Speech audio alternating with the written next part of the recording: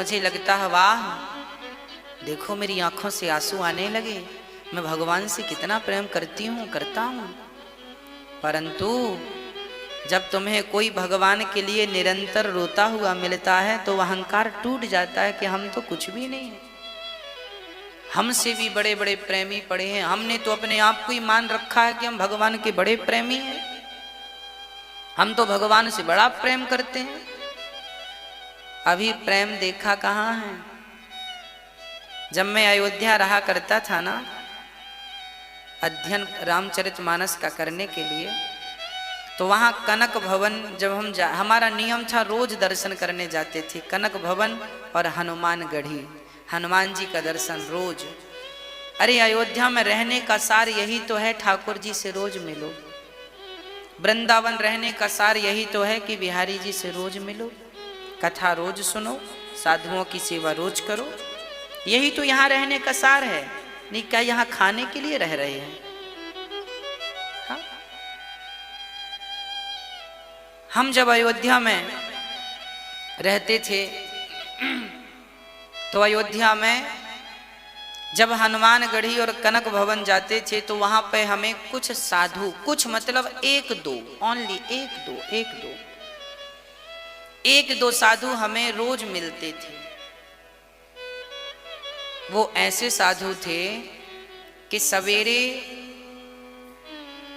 7-8 बजे कनक भवन आ जाते थे और भगवान जी के सामने खड़े होकर के, दीवार थी, दीवार से टिक करके, यूं ऐसे टिक करके, और बस वो भगवान को देखते रहा करते थे।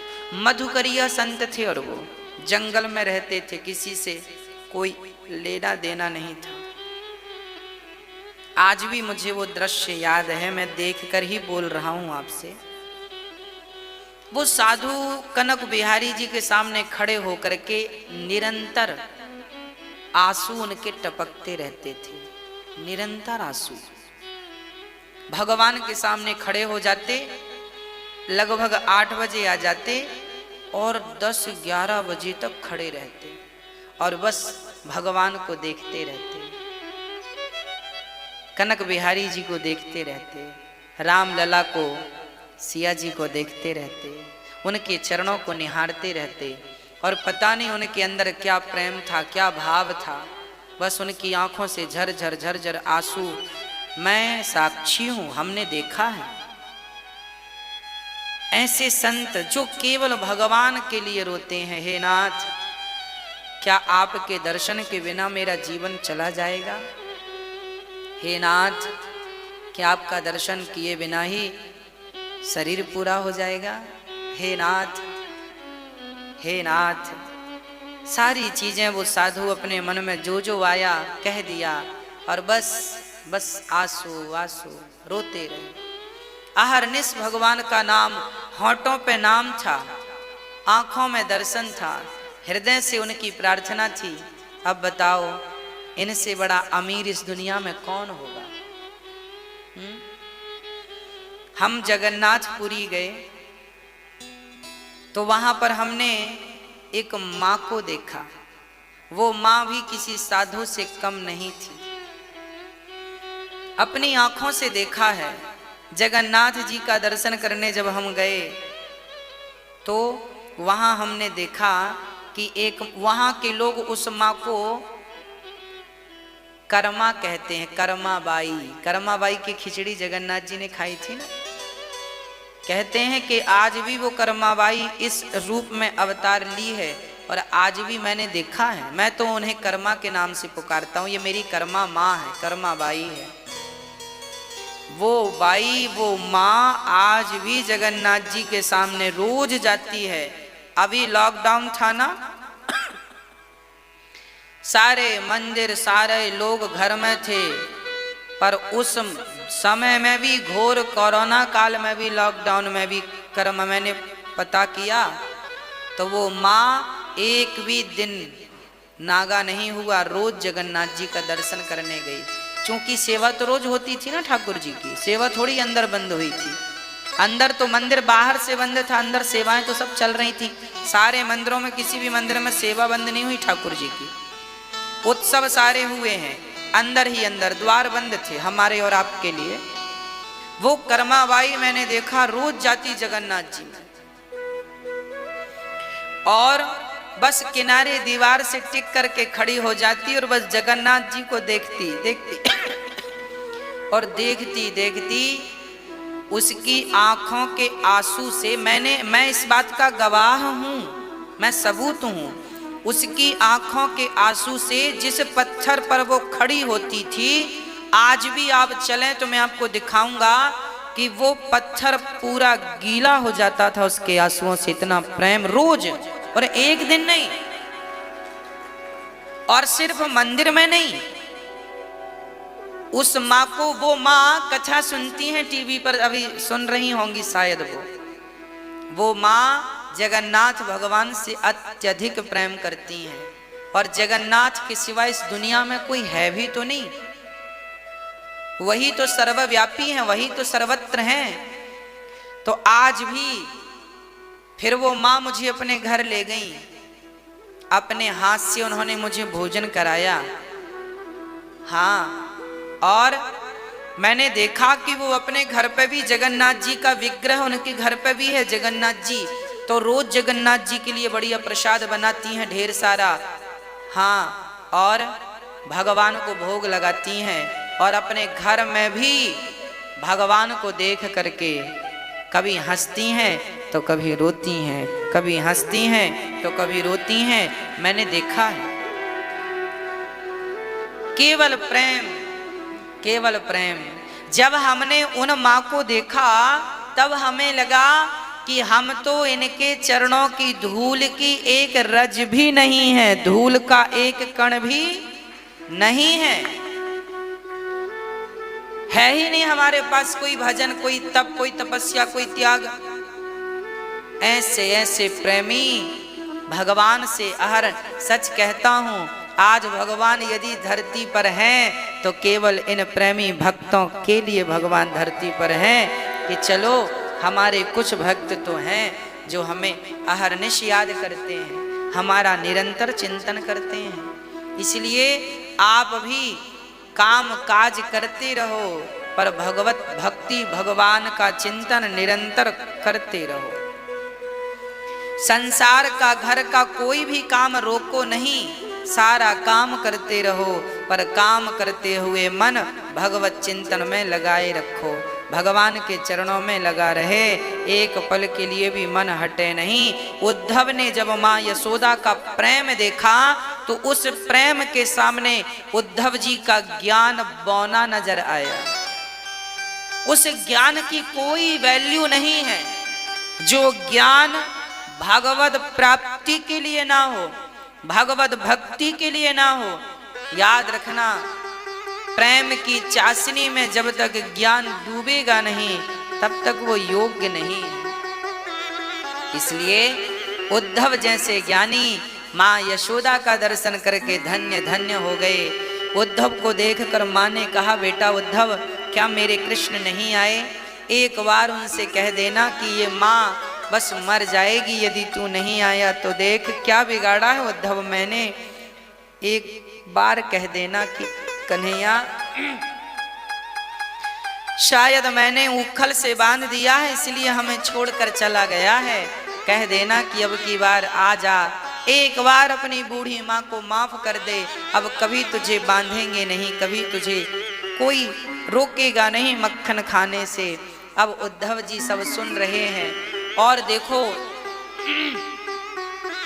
ज्ञानी तो ये कहता है कि कण कण में ईश्वर है,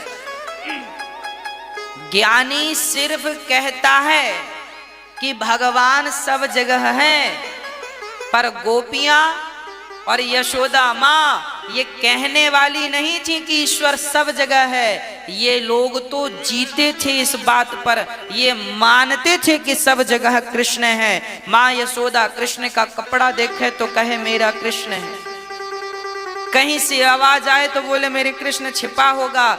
जिसे देखे जहां देखे माँ यशोदा को सिर्फ कृष्ण कृष्ण नजर आते हैं। एक व्यक्ति वो होता है जो कहता है कि भगवान सब जगह है, हरि व्यापक सर्वत्र समाना सर्वम खलविदम ब्रह्म तत्वमसि सोहम। एक व्यक्ति वो है जो कहता है कि भगवान सर्वत्र है, और एक व्यक्ति कहता नहीं है कि भगवान सर्वत्र है। वो देखना स्टार्ट कर देता है, जहां नजर डाले वहां उसे बिहारी जी नजर आवे, जहां नजर डाले वहां उसे जगन्नाथ जी नजर आवे।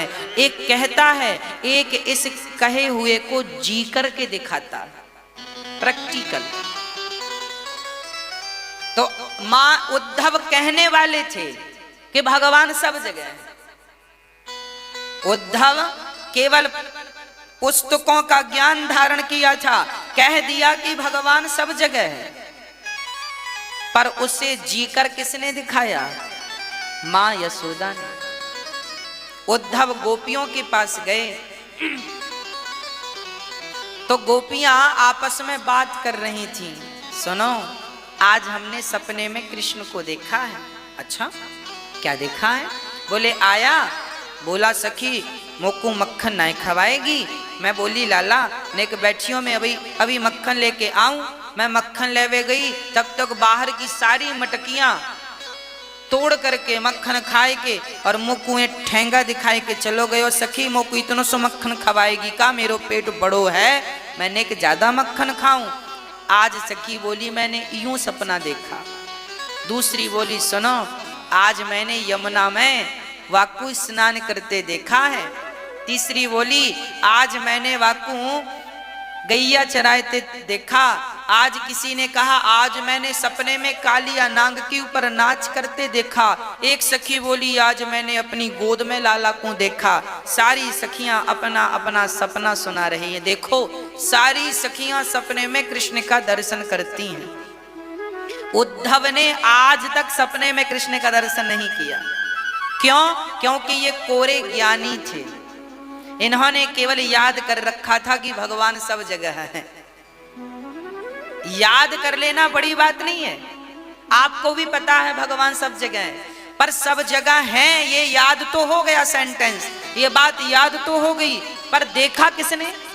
माना कौन? इस मार्ग पर चला कौन? इसे प्रैक्टिकल किसने किया? इसे प्रैक्टिकल करने के लिए ही भगवान से प्रेम करना पड़ता है। और जब प्रेम अधिक होगा तब फिर कण कण में ये बात फिर कही नहीं जाएगी, फिर ये देखी जाएगी। तुलसीदास जी ने लिखा है कि सिय राम मैं सब जग जानी। तुलसीदास ने पढ़कर नहीं लिखा, तुलसीदास जी ने देख करके लिखा है। पहले उन्होंने देखा है स्वयं कि भगवान सब में है, फिर लिख दिया कि सिय राम माया सब जगह जाने। सब जगह सीताराम है, सब जगह सीताराम है। हर स्त्री सीता है, हर पुरुष राम है, हर कण राधा है, हर कण श्याम है, हर जगह। कहां नहीं है वो?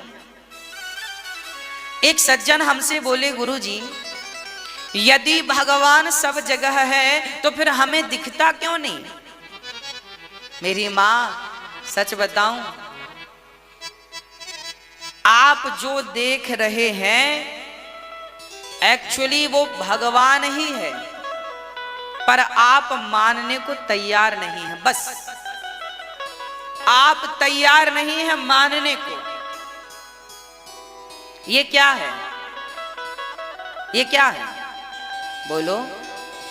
गुलाब है, पुष्प है। हम इसे पुष्प तो मानने को तैयार हैं, हम इसे गुलाब मानने को तो तैयार हैं, पर हम इसे भगवान मानने को तैयार हैं। जबकि ये गुलाब है ही नहीं, ये पुष्प है ही नहीं, ये तो सचमुच भगवान ही इस रूप में विद्यमान है, क्योंकि उस ईश्वर के सिवा है ही नहीं कुछ।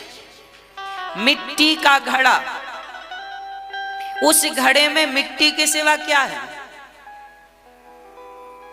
कुछ भी नहीं है।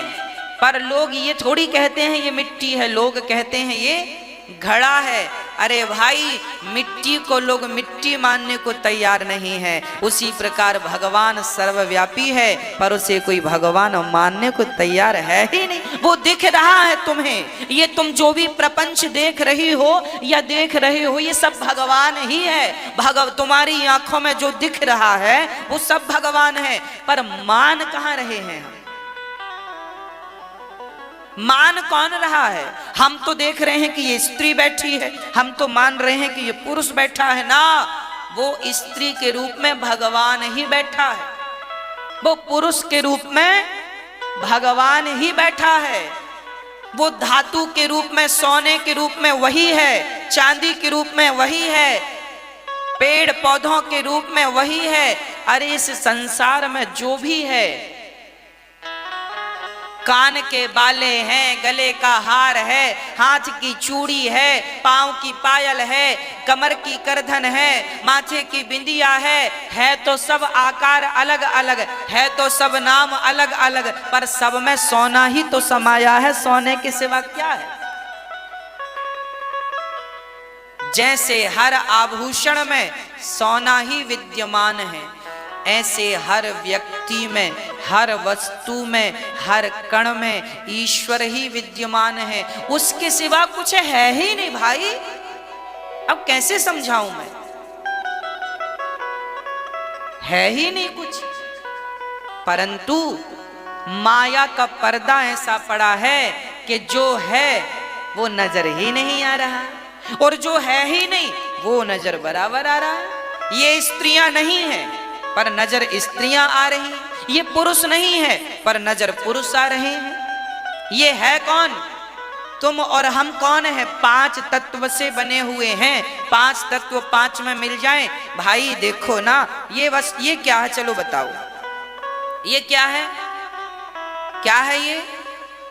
बोलो, क्या है ये? आप कहेंगे वस्त्र है, आप कहेंगे रूमाल है, आप कहेंगे कपड़ा है, तो ना ये वस्त्र है, ना रूमाल है, ना कपड़ा है, ये सिर्फ धागा है। इसका एक एक धागा मैं निकालूं तो